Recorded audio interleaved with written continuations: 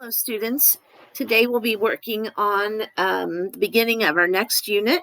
We're going to be looking at natural logarithms and go back to differentiation with the natural logarithm function. So just as a quick review, a logarithm is an exponent. So if you need to solve for an exponent, you need to use a logarithm. It's the inverse of an exponential function. So you'll see that I've got for you, if you have y equals b to the x power, and you have to solve for that exponent, we could do the inverse function here, and then y would equal the log base b of x. So just a review here that the log base 5 of 125 would be 3, and that's because 5 to the third power, that's your exponent, would equal 125. Log base 4 of 1/16 would be -2, and that's because 4 to the -2 power, so see the logarithm is your exponent, equals 1/16. And then finally, when a base is not listed, then it's understood to be base 10. So this is log base 10 of 10, and that would be 1 because 10, which is your base, to the first power, there's your exponent, equals the answer of 10. So these are your just quick review items about logarithms. And we actually are going to focus on the natural logarithm for what we do with this class. So the natural logarithm has as its base the irrational number e. So remember, irrational numbers go on forever. They never repeat. Pi is one that you normally think of, but e is another irrational number. It's approximately 2.71828. So y would equal the natural log of x if and only if e to the y power equals x. So remember, your logarithm is your exponent. So I thought we'd take just a quick look at the natural log function, and maybe the first thing to do would be to graph it. So if we look very quickly at the graph of it using Desmos, we can type in y equals the natural log of x, and you'll see that the domain actually goes from 0 to infinity. There are no x's that are either equal to 0 or in the negatives. So your domain's going to be 0 to infinity. However, the range, even though this is climbing very slowly, it does continue to climb, and you can see that it goes to negative infinity. So the range would be from negative infinity to infinity. You can see that it's continuous. It's 1 to 1. 1 to 1 meaning that it will have an inverse, that for every y, there is exactly one x. And you can see that it's also an increasing function. So now I'll go back to my notes and fill in some of those blanks, but I wanted you to see the graph. So again, the domain of the natural log function, and what I typed in there was y equals the natural log of x. And remember, the base e is understood. So we said the domain was from 0 to infinity. 0 is not included, so use a parentheses, not a bracket. the range is negative infinity to infinity. We said that the function is continuous. It is increasing and one-to-one. We'll talk more about that in a couple of, one-to-one, in a couple of later sections. And so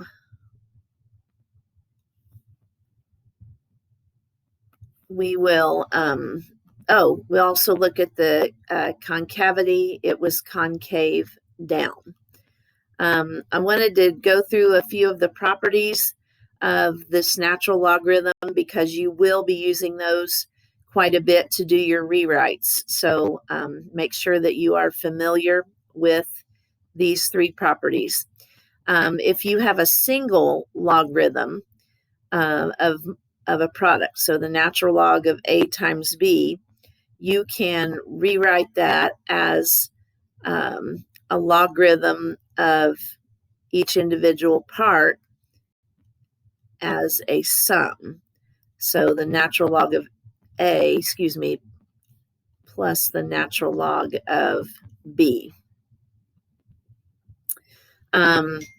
And that kind of, it's all based on the fact that you have exponents. So remember that when you are multiplying, exponents add. If you have division, I'm actually going to skip to number 6. If you have division, exponents subtract. So the natural log of A divided by B would be the natural log of A minus the natural log of B. And then finally, if you have the natural log of a power, remember that a power raised to a power multiplies. So we would have this power n times the natural log of A. So in other words, the power can multiply in front of the natural log. So you will use those to do your rewrites so that you have individual terms, or to avoid having to do a chain rule since you have a power. All right, and then just some special values of the natural log function. So remember that its base is e. So the natural log of 1, so think about e to what power would be a 1? Well, actually, any base to the 0 power would be 1, because a base e to the 0 power equals 1. All right, and then this one, this is the natural log base e of e. Well, so this is asking e to what power is e? That's going to be a 1, and that's because your base to the first equals e. And then this one kind of is a way of having a natural log undo itself. So this is saying e to what power would be e to the n. Well, then your power would be the n, because your base e to the n power equals that answer of e to the n power. So those are just some special logarithms. And this whole front page of your notes is just a review of the natural log or any logarithm function. So you now have a definition on the back of the derivative of the natural log function. And so the derivative of the natural log of x is equal to 1 over x. Now, your x's are restricted. The domain, remember, is 0 to infinity. So your x's have to be greater than 0. Probably the one that you will use more often is number 2, because often you will not just have an x. You'll have, maybe an x squared or a parentheses. And so it's 1 over whatever that expression is times the derivative of that expression. So a bit of a chain rule right here. If you have absolute value, which often does occur with natural logarithms, you can actually go ahead and just do the derivative using the formula that we have above and just simply ignore the absolute value. So the biggest thing I can tell you to do as you are working with these derivatives is to rewrite. If you have the natural log of a product, rewrite it so that you have individual logarithm terms. Or if you have a quotient, rewrite it so that you have subtraction of individual log terms. So we'll take a look at our 4 examples. And if I'm going to do any rewrites, I'll do that in one color. And then the derivative, of course, I'll use my H prime or Y prime notation if I'm doing a derivative. The first one, there is no rewrite necessary. One thing that is true, logarithms do not distribute, so you cannot do the logarithm of 2x squared and then the logarithm of 1. It does not distribute. So this argument of 2x squared plus 1 is connected to the ln and cannot be removed. But we can do the derivative. So h prime of x is equal to, okay, according to our definition, 1 over the argument 2x squared plus 1 times, and then you have to do the derivative of that expression. So the derivative of 2x squared plus 1 is 4x. And so you'll see that you'll have fractions quite a bit of the time. So h prime of x is equal to, we'll just simplify that, putting 4x over 2x to the second plus 1. So there's a basic example, and we wish that everything was that easy. But as you know, that generally does not happen. And we can see that problem number 2, we have the natural log of the third root of this fraction. So this has actually got a couple of things that we can simplify. First of all, it's a root, so we can rewrite that with an exponent, and then so let's do that. So this is all a rewrite, and I would encourage you to write small. There are going to be several things that we'll do. So first of all, rewriting it, I can write that to a 1/3 power. So having x minus 1 over x plus 1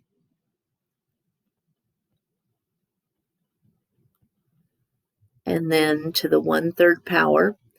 Now, according to my logarithm rules, I can bring that 1/3 in front, and that would be nice so that I would not have to do a chain rule.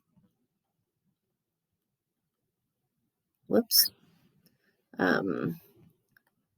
So x minus 1 over x plus 1.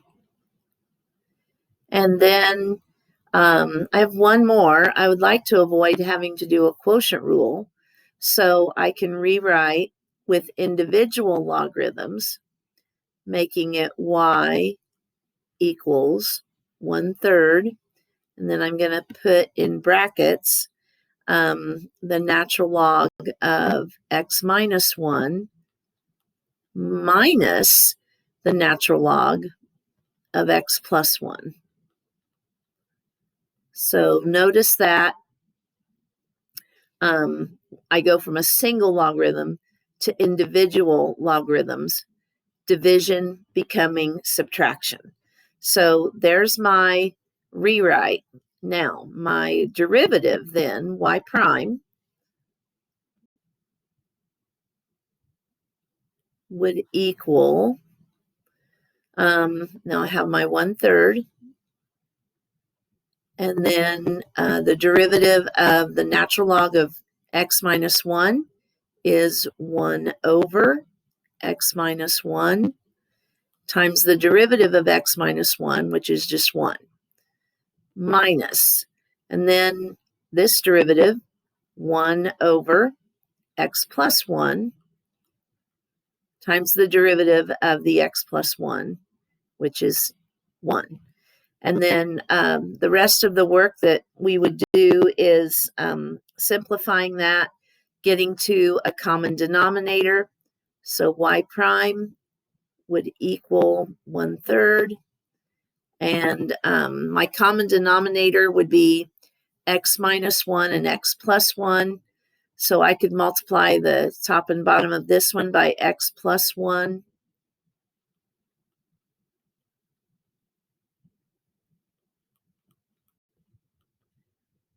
And I can multiply the top and bottom of this one by x minus 1.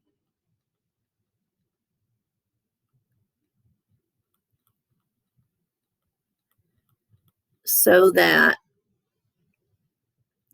now I have my common denominator, and I sure didn't give you enough space to do this. But remember that your minus sign will distribute, so you'll have x plus 1 minus x plus 1, and that will give you a 2 for your numerator. And then don't forget about your 1/3, so we can have 3 times, and then x plus 1 and x minus 1. And on this new software that I'm using, I can't go out into the margins like I could before. So let me write it. Try again here. So 2 over x plus 1 times x minus 1. And remember the 3 that we had from the 1/3. So just getting a common denominator, and make sure you label that as y prime. This is your final answer for y prime. And this is problem number 2. I'm probably going to have to erase. Again, I did not really give you a whole lot of space to work with. Your third problem, you have the natural log of a natural log. So on that third problem, let's rewrite that. Now you can do just one little thing for the rewrite, and that is you can bring this exponent of 2 in front of the inside logarithm. So you have, y equals the natural log of 2 times the natural log of x.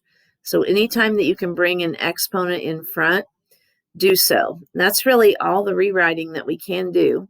And this looks worse than what it really is. The y prime would be all right, remember that it's 1 over the argument, which is whatever's in the parentheses.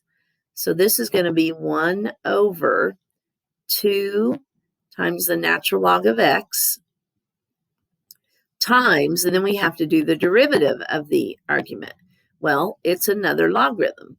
So we have the coefficient of 2 times, and then the derivative of the natural log of x, which is 1 over x. So we have 1 over 2 natural log of x times 2 times 1 over x. The 2's cancel, but nothing else does cancel. And so the final answer, rewriting this, y prime equals 1 over, I'd probably put this x in front times the natural log of x. So don't be intimidated by a logarithm inside of a logarithm. And then number 4, which kind of got swallowed up by my work for the previous one. So I'm going to try to separate that out. On number 4, notice that it has absolute value, but we don't really need to do anything different. I will go ahead and do a rewrite, though, because I have division. And so I want to rewrite that as separated logarithms. So my rewrite is going to be y equals the natural log of the absolute value of the cosine of x, and then minus, since division becomes subtraction, with individual logarithms, the absolute value of the cosine of x, and then minus 1. So there's a rewrite, and now we can do the derivative. So y prime, whoops, I'm going to go back and get that different color.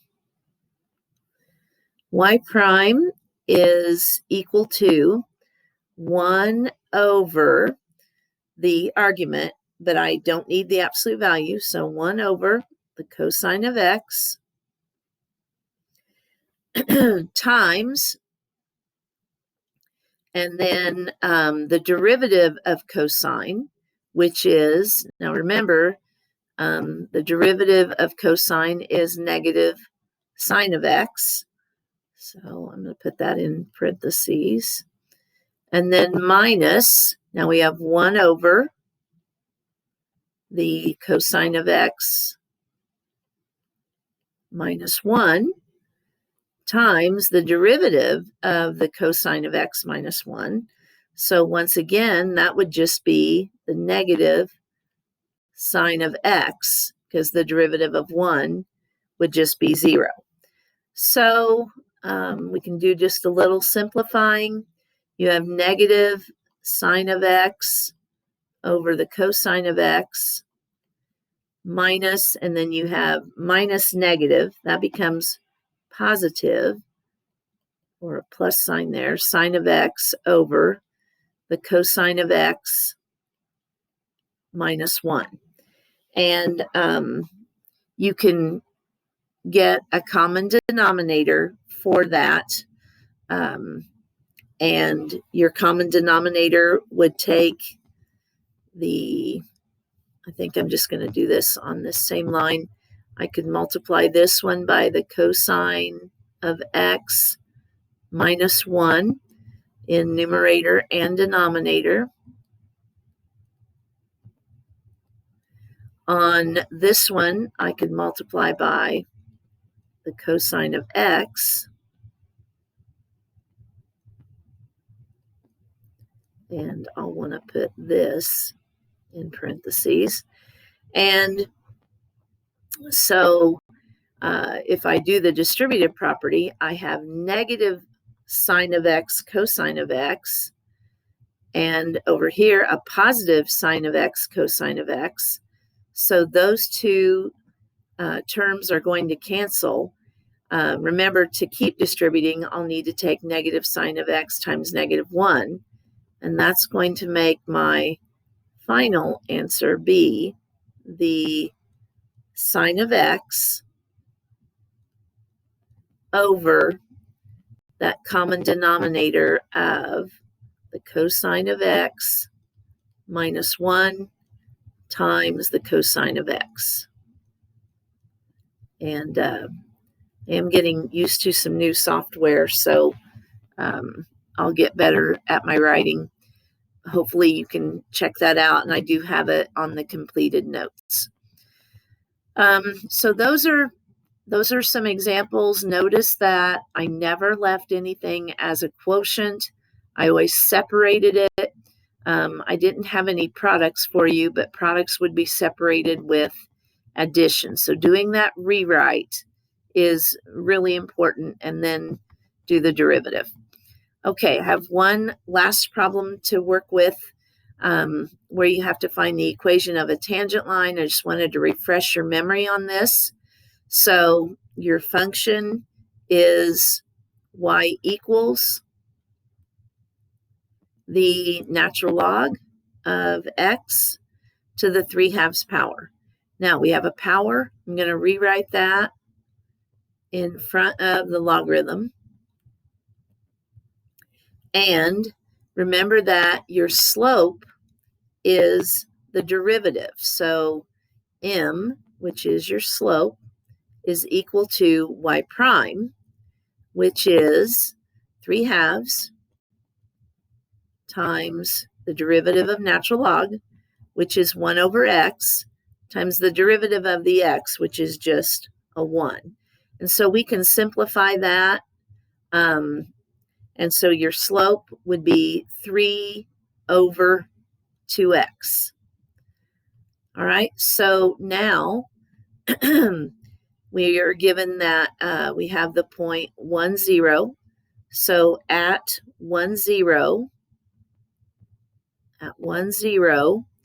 m would equal 3 over 2 times 1. So your slope is 3/2. And then we can do our equation. So y equals mx plus b. So we have 0 for the y. 3/2 is your slope. 1 is x plus b. It turns out then that b is equal to negative 3/2. And so your equation of your tangent line is going to be y equals 3/2 x minus 3/2. And so that's the equation of the tangent line that we were looking for in this problem. So you'll be doing a worksheet where you are finding the derivative of a variety of tangent functions. Remember to rewrite them, and good luck with your assignment.